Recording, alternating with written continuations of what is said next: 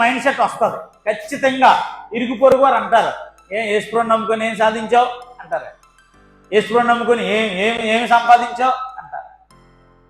ఏమి సంపాదించామో ఏమి సాధించామో వాస్తవానికి అందరికీ తెలిసే ఒక రోజు అనేది వెల్లడయ్యే రోజు ఒకటే ఉంది. భౌతికంగా కనబడే ప్రాఫిట్లను బట్టి మనం దేవుడి దగ్గర భక్తిని బేరేజ్ వేయకూడదు. దేవుడినే నిందించేటట్టుగా మనం మాట్లాడకూడదు. దేవుడికి తెలిసినన్ని విషయాలు, లోతైన విషయాలు మానవుడి యొక్క హృదయము మనకి తెలియదు.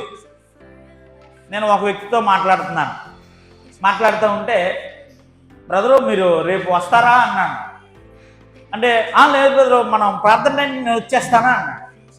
ఆయన లోపల విషయాలు నాకు తెలియదు. ఆయన లోపల విషయాలు ఏంటంటే, కుదిరితే వెళ్దాం, కుదరకపోతే మానేద్దాం. ఒక పక్కే నాకు తెలుసు, రెండో పక్క ఎవరికి తెలిసాను. కాబట్టి మనలో ఉన్న విషయాలన్నీ తెలిసినోడు, తేటగా తెలిసినోడు ఆయన ఉన్నాడు.